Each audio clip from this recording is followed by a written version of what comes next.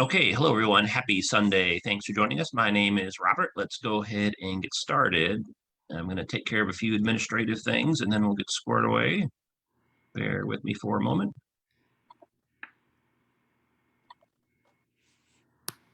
So hello everyone, welcome. Thanks for joining us. My name is Robert. We always welcome people to introduce themselves. So in the Zoom chat or the Q&A or in the comment section, if you're watching on Facebook Live, you can tell us your first name, where you're connecting from, and if you can believe it, we're already into fall. What are you looking forward to this fall season? We don't do a Zoom demonstration in these programs for people watching live on Zoom, but just real quick, everyone in the audience except for the panelists will be in listen-only mode or muted. So if you start cheering, unfortunately, no one will be able to hear you outside your household. If you do want to raise or lower the volume on your session, you can check the settings locally on your own device. If you want to adjust the screen display so that the slides and the videos that we're going to be showing take up the full screen, if that's not currently happening for you, look for something on your device called either view or view options. Throughout our program, if you have any questions, comments, thoughts, opinions, ideas, memories, perspectives, etc., feel free to share those in the Zoom chat or the Q&A or the comment section on Facebook. If you're watching us on Zoom, your chat and Q&A items will not be seen by others unless they're approved by the host. We do that to prevent Zoom bombers. For those of you not familiar with us, we're Washington, D.C. History and Culture. We're a nonprofit community organization. And my name is Robert Kellerman, but I'm just the assistant co-pilot today. Our, our leader today, our session host is my good friend Edward from Georgetown University. This is actually the second reparations program we've had. We had one a month ago that focused on HR 40. If you missed that one, there's a recording of it on our YouTube channel. I sent that out with the Zoom link, so you should have that. I'll also paste the link for that in the comment section so you can keep an eye on that. And with that, I'm going to turn things over to Edward. Edward, it's all yours. Take it away. Robert, just so I can just start. Yep, go ahead. It's all yours. Okay.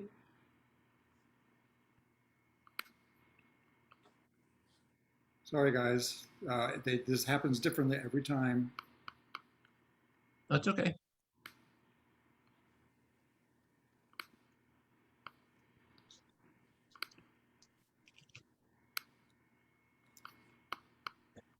I had this all set up. There we go. There you go.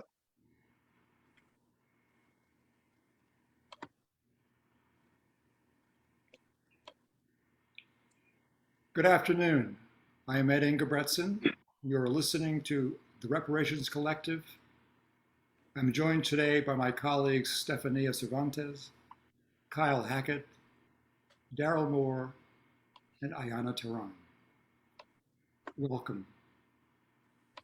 This afternoon's spoken word event continues an exploration of HR 40 and its responses to the call to the U.S. Congress for reparations.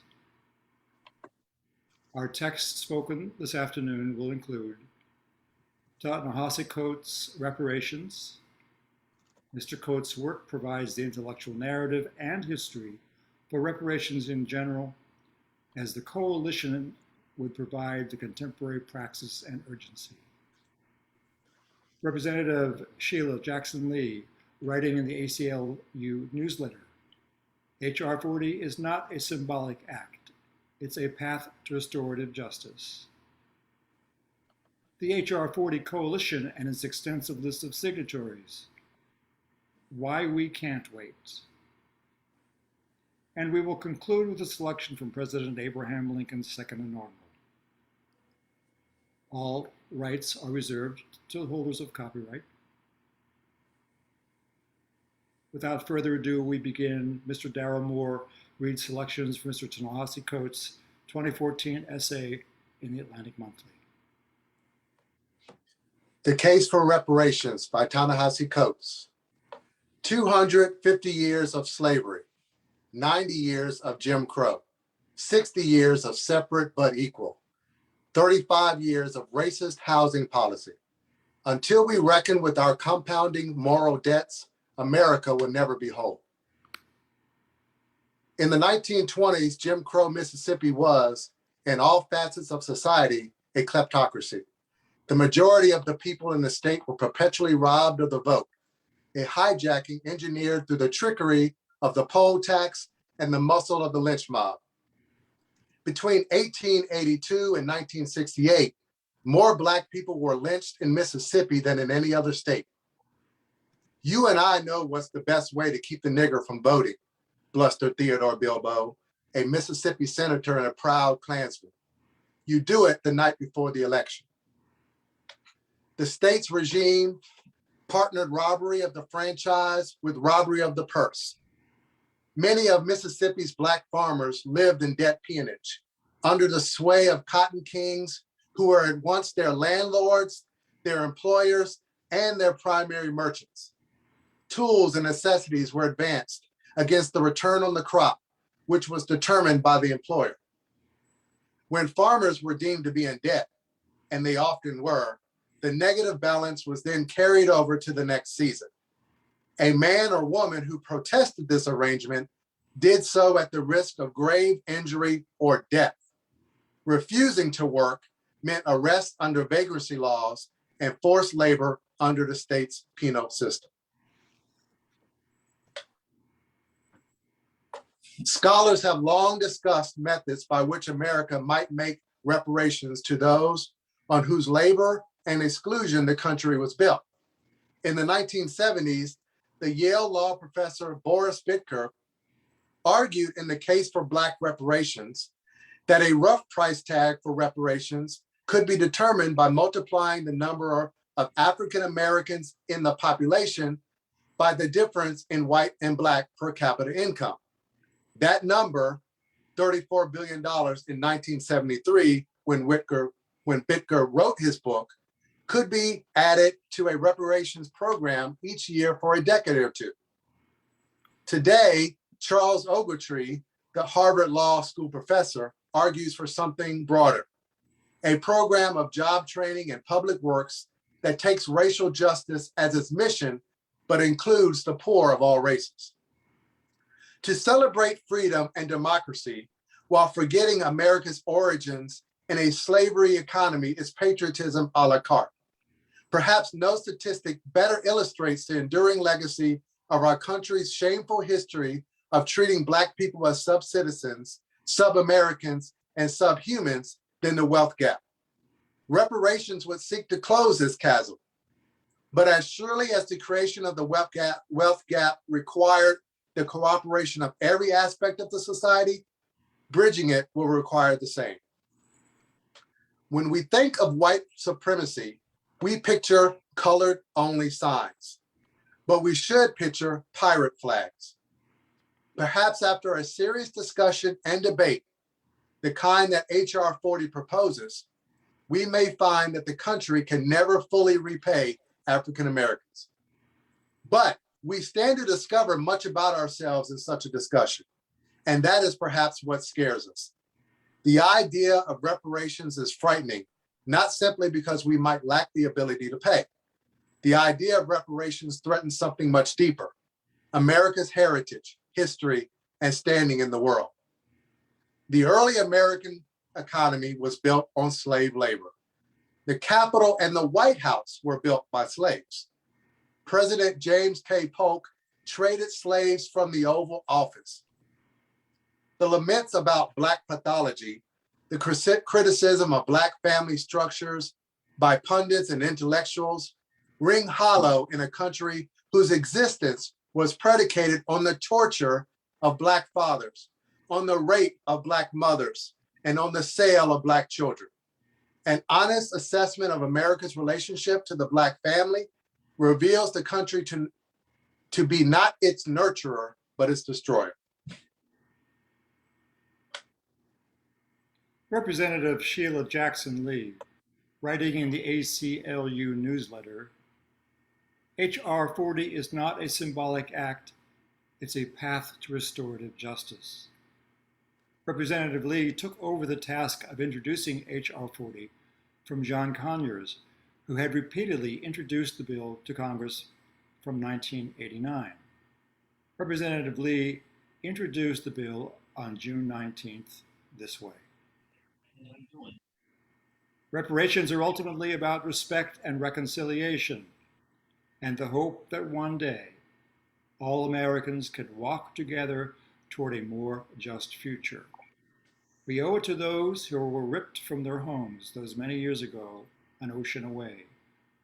We owe it to the millions of Americans, yes, they were Americans, who were born into bondage, knew a life of servitude, and died anonymous deaths as prisoners of this system. We owe it to the millions of descendants of these slaves, for they were the heirs to a society of inequities, indignities that naturally filled the vacuum after slavery was formally abolished.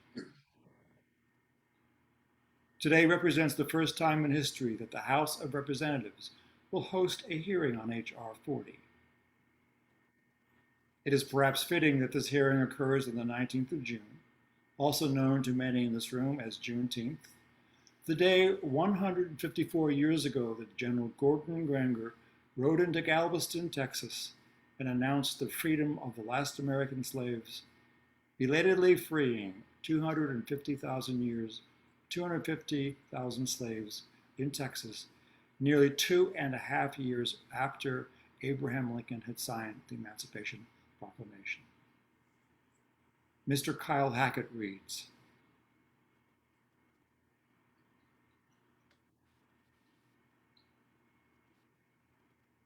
For nearly 3 decades, my former colleague, Representative John Conyers of Michigan, would introduce H.R. 40, legislation seeking to establish a commission to study and develop reparation proposals. Though many thought it a lost cause, he believed that a day would come when our nation would need to account for the brutal mistreatment of African Americans during chattel slavery, Jim Crow segregation, and the enduring structural racism endemic to our society. With the rise and normalization of white supremacist expression during the Trump administration, the discussion of H.R. 40 and the concept of restorative justice have gained more urgency, garnering the attention of mainstream commentators and illustrating the need for a national reckoning. Slavery is America's original sin, and this country has yet to atone for the atrocities visited upon generations of enslaved Africans and their descendants. Moreover, the mythology built around the Civil War has obscured our discussions of the impact of chattel slavery and made it difficult to have a national dialogue on how to fully account for its place in American history and public policy. H.R. 40 is intended to create the framework for a national discussion on the enduring impact of slavery and its complex legacy to begin that necessary process of atonement.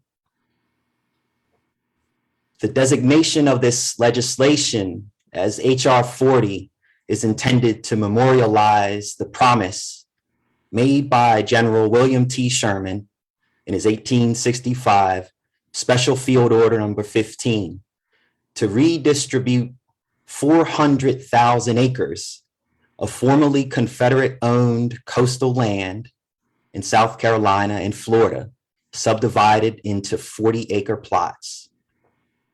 In addition to the well-known land redistribution, the order also established autonomous governance for the region and provided for protection by military authorities of the settlements.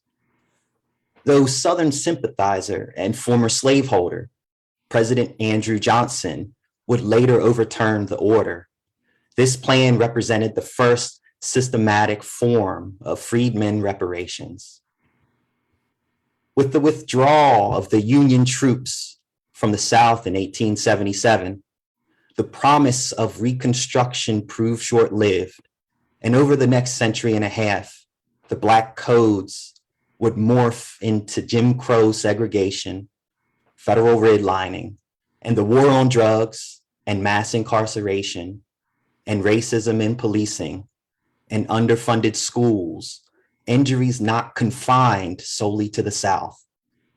These historical injustices connect through a web of government policies that have ensured that the majority of African Americans have had to, in the words of President Obama, work twice as hard as anyone else if you want to get by. Black America's unemployment rate is more than twice that of white America's. Black families have just 1/16 of the wealth of white families. Nearly 1 million Black people, mostly young men, are incarcerated across the country.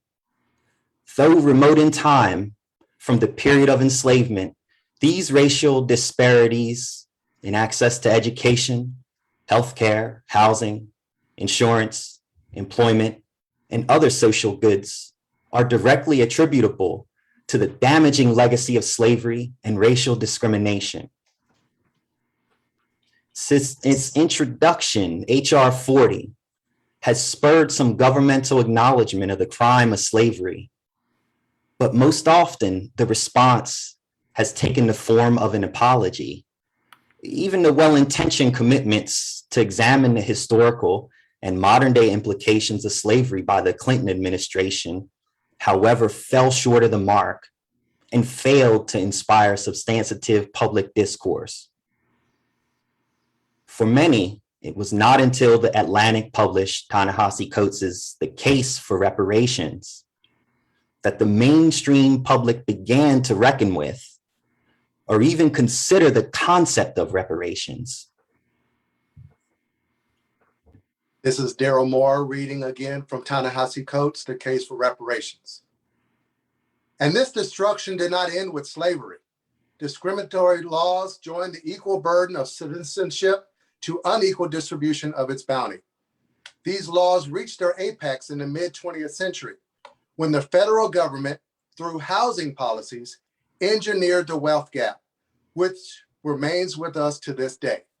When we think of white supremacy, we picture color-only signs, but we should picture pirate flags. On some level, we have always grasped this.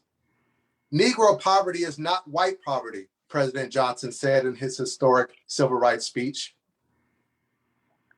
Many of its causes and many of its cures are the same, but there are differences, deep, corrosive, obstinate differences, radiating painful roots into the community and into the family and the nature of the individual. These differences are not racial differences. They are solely and simply the consequence of ancient brutality, past injustice, and present prejudice. We invoke the words of Jefferson and Lincoln because they say something about our legacy and our traditions. We do this because we recognize our links to the past, at least when they flatter us. But Black history does not flatter American democracy. It chastens it. The popular mocking of reparations as a harebrained scheme authorized by wild-eyed lefties and intellectually unserious Black nationalists is fear masquerading as laughter. Black nationalists have always perceived something unmentionable about America that integrationists dare not acknowledge, that white supremacy is not merely the work of hot-headed demagogues or a matter of false consciousness, but a force so fundamental to America that it is difficult to imagine the country without it. And so we must imagine a new country. Reparations, by which I mean the full acceptance of our collective biography and its consequences, is the price we must pay to see ourselves squarely.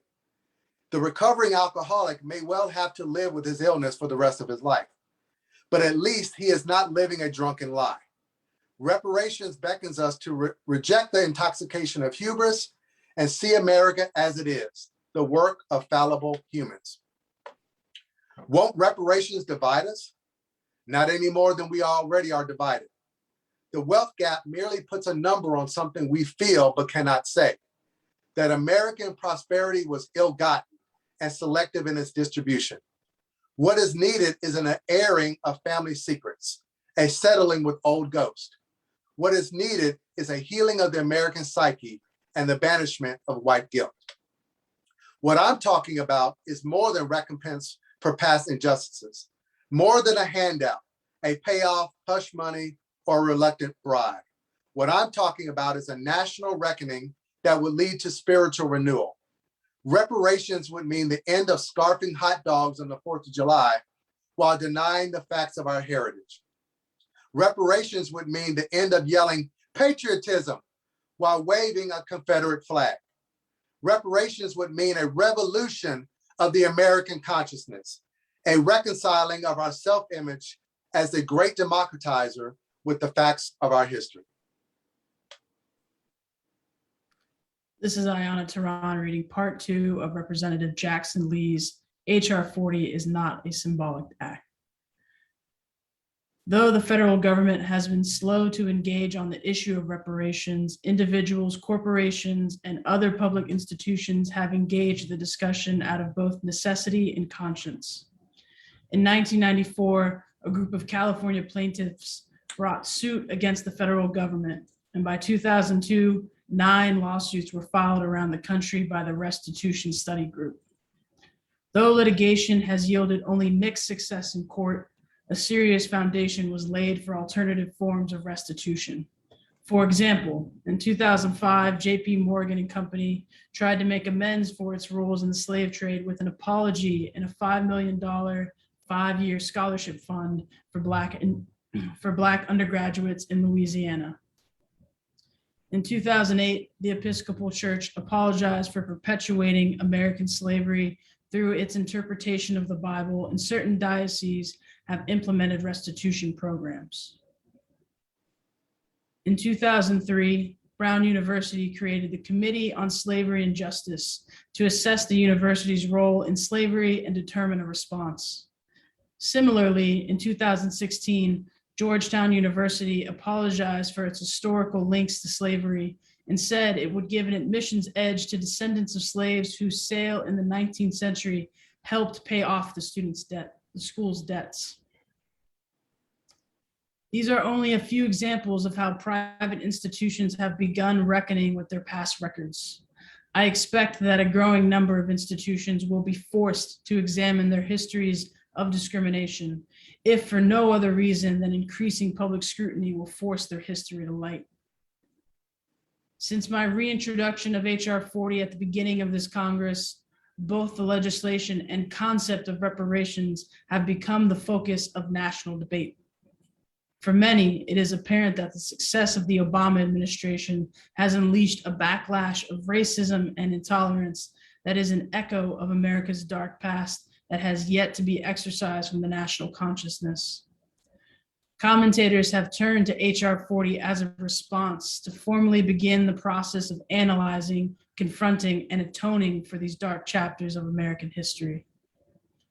Even conservative voices like that of the New York Times columnist David Brooks are starting to give the reparations cause the hearing it deserves, observing that reparations are a drastic policy and hard to execute, but the very act of talking and designing them heals a wound and opens a new story. Similarly, a majority of the Democratic presidential contenders have turned to H.R. 40 as a tool for reconciliation, with 17 co-sponsoring or claiming they would sign the bill into law if elected. Though critics have argued that the idea of reparations is unworkable politically or financially, their focus on money misses the point of H.R. 40 Commission's mandate. The goal of these historical investigations is to bring American society to a new reckoning with how our past affects the current conditions of African Americans and to make America a better place by helping the truly disadvantaged. Consequently, the reparations movement does not focus on payments to individuals, but to remedies that can be created in as many forms necessary to equitably address the many kinds of injuries sustained from chattel slavery and its continuing vestiges. To merely focus on finance is an empty gesture and betrays a lack of understanding of the depth of the unaddressed moral issue that continue to haunt this nation. While it might be convenient to assume that we can address the current divisive racial and political climate in our nation through race-neutral means, experience shows that we have not escaped our history. Though the civil rights movement challenged many of the most racist practices and structures that subjugated the African American community, it was not followed by a commitment to truth and reconciliation. For that reason, the legacy of racial inequality has persisted and left the nation vulnerable to a range of problems that continue to yield division, racial disparities, and injustice. By passing H.R. 40, Congress can start a movement toward the national reckoning we need to bridge racial divides. Reparations are ultimately about respect and reconciliation, and the hope that one day all Americans can walk toward a more just future.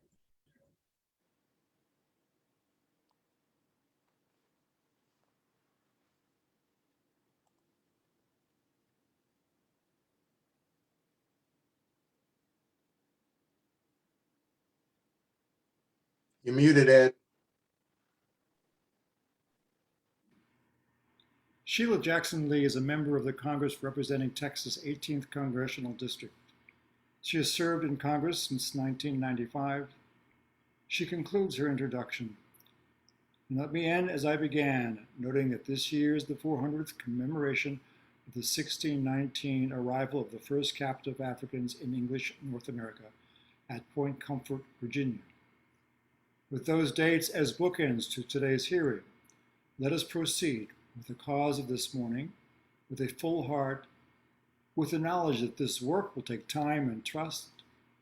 Let us also do so with the spirit of reconciliation and understanding that this bill represents.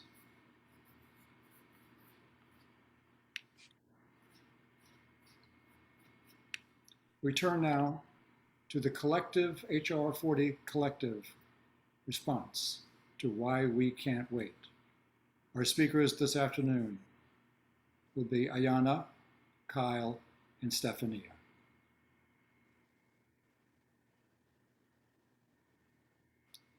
Stephania will begin. Coalition letter, why we can't wait. The U.S. Congress should pass reparations bill. People in the U.S. are now more eager than ever to pull back the curtain on the institutions to see whether they have helped to advance the stall of racial progress, and the U.S. Congress is no exception. One bill in particular can demonstrate support for the meeting this moment in a reasonable, rational, and compassionate way. House Resolution H.R. 40. We urge House and committee leadership to bring this bill to a full vote once it reaches the floor. The current social movement, the largest in U.S. history, is in response to the problems that are centuries in the making. Issues intricately tied to the horrors of settler colonialism and the enslavement of Black people in the United States. People in the U.S. are increasingly aware that there is no way forward from the current strife without addressing one of the nation's most egregious violations of human rights, the institution of slavery. H.R. 40 would establish a commission to investigate the legacy of slavery and its ongoing harms, as well as to come up with the proposals to Congress for redress and repair. H.R. 40 is simply a first and reasonable step. It is a commitment to truth-telling, studying, and coming up with ideas to treat the disease rather than the commitment to the treatment itself. The bill has been introduced for 30 years, yet for 30 years it has languished. If the protests have demonstrated anything, it is that action cannot wait. HR 40 can't wait. When COVID-19 is harming Black people in the US at 3 times the rate of white people, with disparities across all age groups and areas of the country. HR 40 can't wait when Black infants are more than twice as likely to die as white infants, making the disparity worse than it was in 1850 when Black people were enslaved. HR 40 can't wait when heads of white households who only have a high school diploma are sitting on almost 10 times more wealth than Black households with the same level of education. If Black families did everything right, the advanced degrees would still allow them to accumulate less wealth than a white family whose head of household only had a high school diploma. They'd be disproportionately denied mortgages and fair lending rates regardless of their incomes. HR 40 can't wait when the gap between Black and white wealth is as large as it was in 1968. HR 40 can't wait when school districts that serve higher populations of Black and Brown students receive $23 billion less in funding compared to mostly white school districts, even though they serve the same number of children. HR 40 can't wait when Black students are disproportionately punished and criminalized in their schools, beginning in preschool, facing greater rates of suspension, expulsion, and arrest compared to their white peers, often for the same behaviors. HR 40 can't wait when experts say that systemic racism is leaving Black people with symptoms of post-traumatic stress disorder, harm to their immune systems, premature aging, and in Washington, D.C., life expectancies that are a staggering 14.9 years shorter than white residents. All while Black people are less likely than white people to have access to mental health services and more likely to receive poor quality care. HR 40 can't wait when suicide rate for Black children is rising faster than for any other racial or ethnic group, and the second leading cause of death for Black youth aged 10 to 19. Don't ask us to wait when government's infrastructure plans have racially segregated cities across the country, creating separate conditions of life for Black and white people through urban removal, highway construction, restrictive zoning laws, and the use of eminent domain. Don't ask us to wait when a result of government-imposed segregation, health outcomes in Black neighborhoods are disproportionately impacted by heat levels and environmental hazards due to the close proximity to places like oil refineries, trash incinerators, construction sites, and waste dumping sites. Don't ask us to wait when even after the broken promise of 40 acres and a mule, formerly enslaved Black people and their descendants managed to own 14 million acres of land at the start of the 20th century, while today, at least 90% of that land is not in their possession due to systemic oppression, targeted racist violence, and the inequitable legal system. Don't ask us to wait when the property tax system that has discriminated against Black families throughout history and across the country, saddling them with an unfair tax burden, and when to this day, Black people pay 13% more in property taxes than similarly situated white families. Don't ask us to wait when even dying costs Black people more. End-of-life care under Medicare is $7,100 more expensive for Black individuals compared to their white counterparts. Don't ask us to wait when Black people are more than 6 times as likely as white people to languish behind bars for possessing drugs for personal use, even though Black and white people use drugs at the same rates. Don't ask us to wait when 1 in 1,000 Black men and boys in the United States can expect to die at the hands of police in a country where it is rare for police officers to face legal consequences and even rarer to face conviction for killing Black people. Don't ask us to wait when Black women in the United States are 3 times more likely to die of preventable pregnancy-related causes than white women, and are nearly twice as likely to die from cervical cancer. As Dr. King argued in 1963, the movement for racial equality and equal rights under the law calls on us to move courageously towards repair. We can't get back those years and wages that Black people lost in bondage and unfairly behind bars. We can't recover the lives lost to systemic anti-Blackness and heinous racial terror. We can't undo the trauma that has wreaked havoc on Black communities and bodies. But what we can do is pass HR 40 and its Senate companion, S 40, formerly S 1083. It is what the moment requires. It is an opportunity to start moving the United States out of this deep quagmire of inequality and to finally make it whole.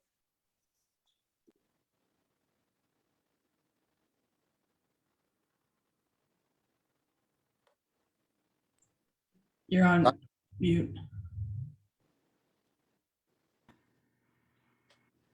The final text this afternoon in Reparations number 2, the powerful concluding section of President Lincoln's second inaugural, March 4th, 1865, 2 months following the Special Field Order number 15 that was to compensate the newly freed Black Americans, 1 month before President Lincoln would be assassinated. The second inaugural ranks only slightly second to the Gettysburg Address as Lincoln's most impressive speech. In one opinion, the second inaugural, quote, embraced the cause of the slave, close quote. All authors agree that it was the most religious of Lincoln's speeches, virtually a sermon on the coming of the war, God's judgment on the institution of slavery, the duty of a Christian people to acknowledge the country's original sin, to pursue and obtain a peace fashioned not by vengeance but by reconciliation, and offering justice for the first time to 400,000 newly freed Black Americans. The second inaugural, delivered a month before Lincoln was assassinated, is so unusual that it invalidates both the Southern and the Northern lost causes. In it, Lincoln recognizes the centrality of enslavement in the American past and the havoc it produces in the present. In it, Lincoln confesses that the white republic had sinned and was paying the divine penalty as its reparations. Lincoln made a huge leap out of the grip of the white republic's ideology in the second inaugural. The centrality of enslavement, but not racism, breezed through the entire document, save for the last and probably most famous paragraphs. The repudiation of the white republic theme, the lost cause fantasy that exculpates white Americans, in the second inaugural is explicit. Lincoln confessed to the nation that enslavement had played a central role in its history and was responsible for its catastrophic civil war, an admission that usually only had been made by radical Republicans and abolitionists. The role of African Americans in the United States, actually Black Americans in the United States, had usually been exercised and excised by Anglo-American Northerners. Mr. Darrell Moore reads the conclusion to President Lincoln's address. The Almighty has his own purposes. Woe unto the world because of offenses, for it must needs be that offenses come. But woe to that man by whom the offense cometh. If we shall suppose that American slavery is one of those offenses which, in the providence of God, must needs come, but which, having continued through his appointed time, he now wills to remove, and that he gives to both North and South this terrible war, as the woe due to those by whom the offense came, shall we discern therein any departure from those divine attributes which the believers in a living God always ascribe to him? Fondly do we hope, fervently do we pray, that this mighty scourge of war may speedily pass away. Yet, if God wills that it continue until all the wealth piled by the bondsman's 250 years of unrequited toil shall be sunk, and until every drop of blood drawn by the lash shall be paid by another drawn with the sword, as was said 3,000 years ago, so still it must be said. The judgments of the Lord are true and righteous altogether.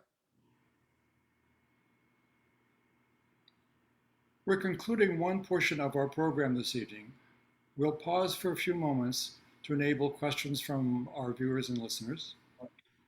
And while I'm doing that, I'm going to talk a little bit about reparations number 3 on what would be the Feast of Columbus Day.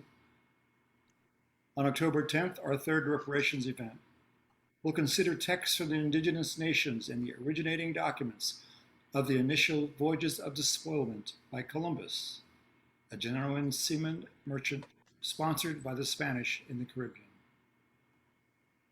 We'll address the Spanish Empire's assault on the Mexican people of Mexico.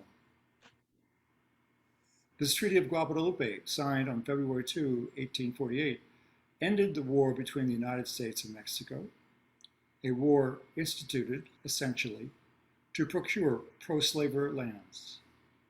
By its terms, Mexico ceded 55% of its territory, including parts of present-day Arizona, California, New Mexico, Texas, Colorado, Nevada, and Utah to the United States.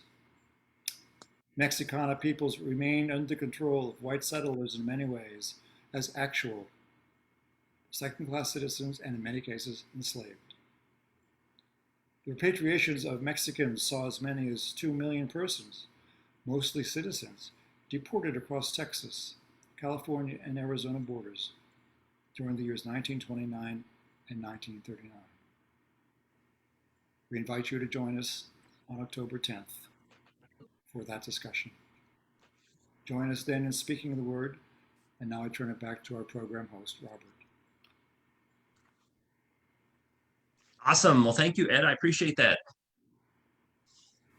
So we'll send out the information for the event in October, and then along with the recording of this event for anyone that had to join us late. Any other kind of pending business we need to wrap up?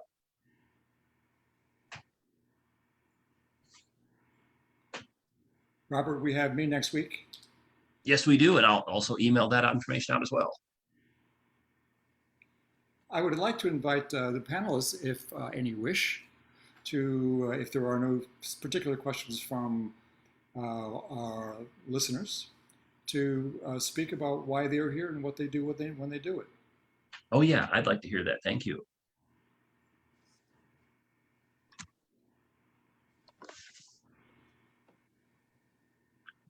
Who's going to go first? So I can go first. I appreciate y'all joining us this evening. If you're returning, you may remember me from the first programming. I'm Kyle Hackett. I'm a visual artist, and a lot of this content intersects my research and my studio practice. And with reading these primary texts, it's really been a reflective journey in a way in which I can learn and begin to understand the history of these, issues of reparations and how they're still relevant today. I make paintings that in some ways try to wrestle with ongoing history and tradition and unpack that. I have a history of working in an ecosystem of Washington, D.C., Virginia, and Maryland. And so these issues are close to home. And I'm just so thrilled that we have time and space carved out so that we can have a discussion and perhaps talk about these proposals and how they're still so very relevant and necessary. And so, please certainly, if y'all do have questions too, feel free to put them in the chat.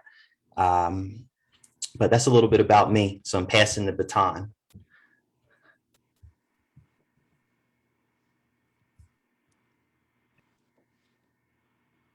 And Dr. Ed, there's a question in the chat. I don't know if you wanted to address that or not. Robert will address that. But Daryl, why don't you speak a little bit? All right. So my name is Daryl Moore. I am a writer. I'm here in Columbia, Maryland, in the DMV. And I recently wrote a piece on reparations from the city level, where a local mayor decided that he was going to introduce a council to investigate the reparations made.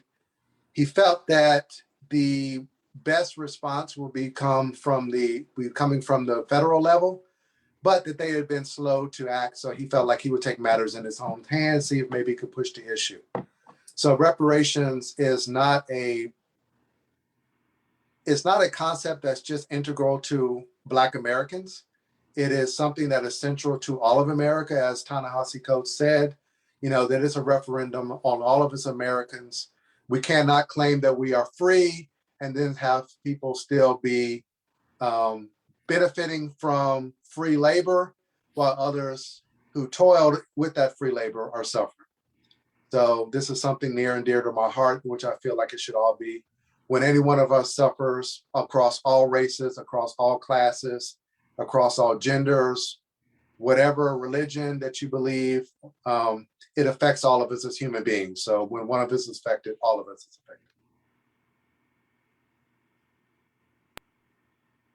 Daryl, I want to you. follow up on that just because my name is Stephanie Cervantes.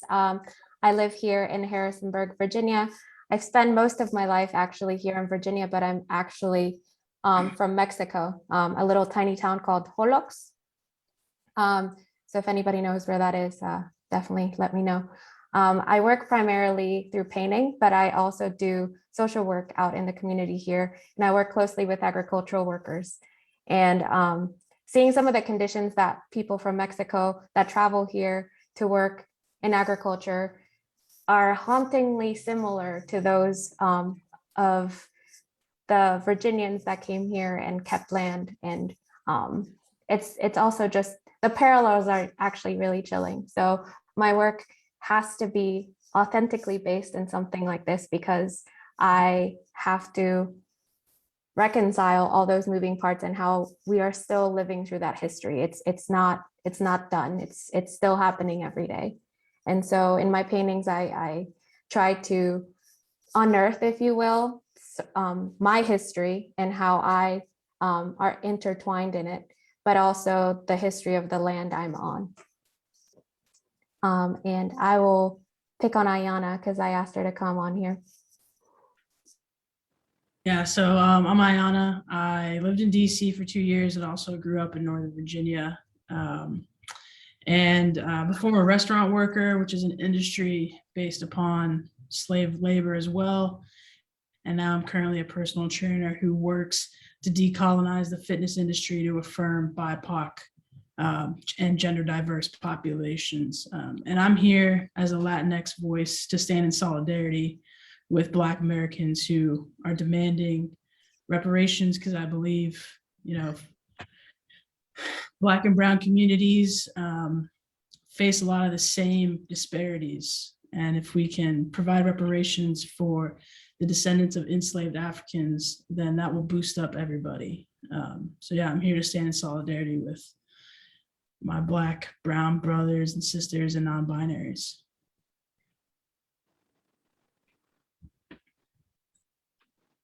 Okay, awesome. Go ahead, Sid. Yeah. Go ahead, Robert. All yours. Oh, I was going to say, yeah, there was a question.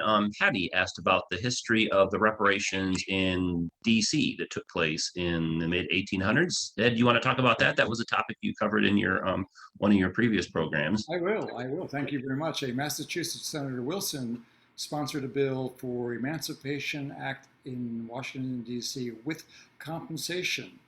The District of Columbia compensated, freed its enslaved persons in 1863, 9 months before Lincoln's Emancipation Proclamation, which was merely, Lincoln's move was a military gesture, freeing the enslaved persons in places that he had no legal control over. The DC movement was not related. It preceded Lincoln. It awarded compensation to the owners of the enslaved, $300 per enslaved person. No reparations that I have ever seen ever thought about compensating the enslaved. Even the United Kingdom's in 1830, a vast $1 trillion debt that they're still paying off because they were paying off the persons who owned the slaves. Robert? Okay, excellent. Thank you. Anybody else have anything that they want to ask, chime in with, add, et cetera, et cetera? Okay, well, I posted the YouTube link in the chat in Zoom and in the comments on Facebook. I'll also email that out to anyone that's joining us today, and including the recording for this program as well. So thanks for joining us. Anybody else have any parting comments before we sign off? Robert, I will just take a second of your time to. Oh, yeah, sure. Yeah, sure. I didn't talk a little bit. I'm here as a priest and as a professor, and I use those two terms precisely because those are the two most colonized institutions. And when someone says that, oh, so you're saying that the Catholic Church is colonial, of course it is. I mean, there's not a question about that. That the evolving of white, which is what we're going to talk about next week, as a thing, started back in the way the European kind of identity came together around Christianity, and it was Christian law that actually papal law that gave permission for the Spanish and the Portuguese to begin what they called the New World, and the same in what we would call now the Academy. So whatever work that we can do to decolonize our classes, decolonize our churches, our synagogues. Grace invites, it does not compel, something that's always been a spiritual kind of mantra for me. I think that's here tonight, and I thank you for being part of that grace. Go, Robert. Oh, no problem. Thank you. So Ed, someone asked if you could pause the chart and explain it. That's scrolling through on the screen. I think it's the horizontal bar charts, the bar chart with the horizontal line. I don't know that I can. Can I do that? Let me see here. I think I can. Open, autoplay, pause. All right, well, let me go back to it. Shall I do this, Robert? Yeah, sure. Go ahead. All right, very quickly. I picked these slides out. Well, some of them. Stephanie picked out some of them too. The blank slide was simply a way to HR 40. This was the draft copy of HR 40 that they worked from. This is Ta-Nehisi Coates, the case of reparations. This was Stephanie had this particular slide because it represented a better image than the one that I had. And there are various images that one can see here. Stephanie, you want to talk about it? Maybe not. This is also Stephanie. Stephanie, do you want to talk about this image? Sorry. Oh, this was just to represent how women have always been the loudest voices when it comes to reparations. Reparations actually started with a woman, and a formerly enslaved woman. And so I wanted to make sure that those voices were represented, even if they weren't the ones reading the texts. But it's also interesting is that it was the Daughters of the Confederacy that had been the largest voice. And this goes, any number of folks come back to the fact that it was the women in the Confederacy who 30 years later kept pushing for what we would now call the lost cause. Kyle and Stephania, you want to talk about this? I'll kind of get us started because this is a towering figure in African American history and just American history and culture. W.E.B. Du Bois and his charts, hand drawn or hand kind of colored and created to really serve as a visual display of the income gaps and disparities. Particularly, he studied the population in Georgia, and these charts. I actually have this book right here, and I encourage if you are really interested in the visuals. I don't know if you can see it with the flag, but there's a whole kind of mapping and hand-drawn graphics that Du Bois created as an academic, a sociologist, as an artist that traveled as well to on the world stage, to the World Fair, and began to kind of circulate. And so we found it very important to kind of include that in these images as well, as they work both visually and factually. And I'll stop there as kind of a preface. I don't know, Ed, if you want to kind of tag on any of the Well, I was actually just clear. gonna say that they're called or data portraits. And so that kind of personifies all these numbers into visuals that people can consume and actually tie to actual humans. Thank you both. W.E.B. Du Bois is someone who pays attention, who pays rereading. He is the one who said, who first defined whiteness as a religion. Talks about this at the turn of the 20th century. He's also the one who first uses the expression the color line. And as late as 1994, he was petitioning the United Nations to address enslavement in the United States. And it was as a result of him that the United Nations eventually moved to remonstrate, if you want to use the word, the United States for their years of enslavement and their lack of respect afterwards. We serve whites only, no Spanish or Mexicans. As our programming will continue to show that there are more populations than just one who have been part of an American already history of reparations or restorative justice. We serve whites only, no Spanish or Mexicans is a Texas sign. As an English teacher, I'm chagrined to think that the persons making the sign didn't have very good grammar, but that's okay. This is a slide that I picked, and there's another one like it. You see the mules in the front, and this is the caisson of Dr. Martin Luther King in 1868 in Atlanta. What you don't see behind here is just the 4 million people, excuse me, the 4-mile-long people of 250,000 men, women, and children walking behind him through the streets of Atlanta. There were approximately 200 to 50,000 persons present at his I Have a Dream proclamation in 1963. About that many were with him on the day they put him to rest. This is a mock-up of a reparations flag, made up and trying to look at different ways of looking at how we would take an original structure and make it modulate it a bit.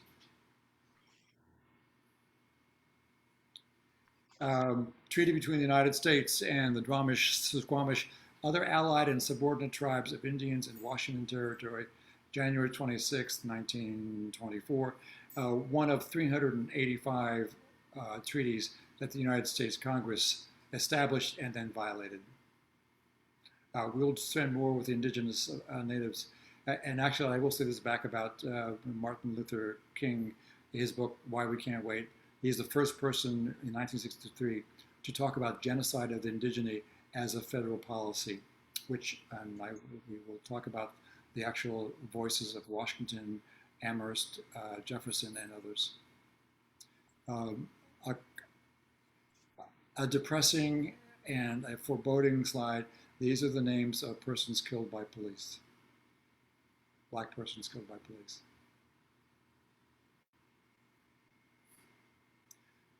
Someone who received on April 1st, 1865, 40 acres and a mule. In accordance with Major General Sherman's Order Number 15, permission is hereby granted to Richard Brown to take possession of and occupy 40 acres of land situated in St. Andrews Parish, Island of Yamels, and being a part of what was formerly known as Hayward's Plantation.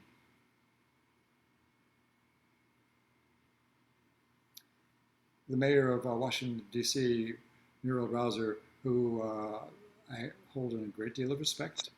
This is Black Lives Matter Plaza, and she had it produced very quickly in the week after following the murder of George Floyd. You can see the White House off to one side here, a few blocks away. Dr. Martin Luther King, Reverend Martin Luther King, in 1963. Same date, 5 years earlier, that Emmett Till on the left was brutalized for what turned out to be a false act of a woman who called him out for stepping on her toe. Responding to common, they tell us to stay down and we stand up. For just a visual protest. Robert, that's it. Okay, awesome. Well, thanks everyone. Thanks for joining us. Thanks to our hosts and our presenters for sharing their information with us. We look forward to seeing everyone again next month. And everyone have a great rest of your Sunday and a great weekend. And we will see you all next time. Thanks everyone. Take care.